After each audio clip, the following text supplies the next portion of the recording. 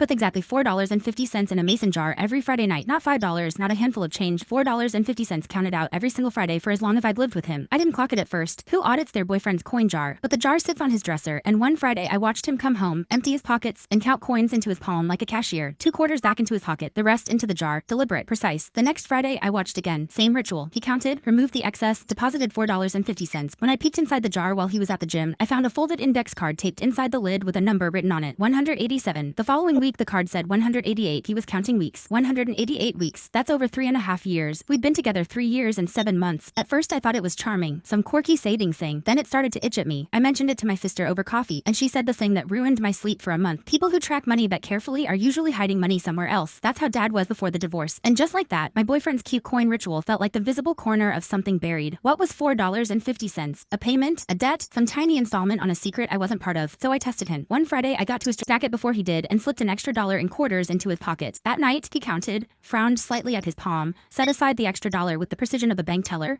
and deposited exactly $4.50. He didn't pocket the surplus. He left it on the dresser with a sticky note. Found an extra $1. Yours? The man was honest about $1. Somehow that made the mystery worse, not better. Then came the week the ritual broke. He was out of town Friday for work and came back Saturday. I assumed he'd skip it. Instead, he walked in with a suitcase, went straight to the dresser before even taking off his shoes, and put in $9, a double deposit. He'd made up the missed week before saying hello to me. Who does that for a coin jar? One night while he was on a call in the other room, I did something I'm not proud of. I picked up the jar and really examined it. My heart was hammering, which felt absurd. It's a jar of quarters, not a burner phone. Under the index card, taped flat against the inside of the lid, was a second piece of paper, soft and furred at the folds from being handled. I opened it. It was a receipt. Faded thermal paper from a coffee shop downtown, dated almost 4 years ago. One item, a lavender latte, $4.50. And at the bottom, the payment line, card declined. Then below it, a second transaction, paid in cash. I stared at it until I heard him wrapping up his call, then folded everything back exactly as I found it. It ate at me for days because I remembered that receipt. I was there. Our first date, he'd ordered me that latte, tapped his card, and it declined in front of me. He was 2 weeks from payday and had walked me to the one coffee shop he couldn't quite afford. I'd laughed and paid the $4.50 in cash,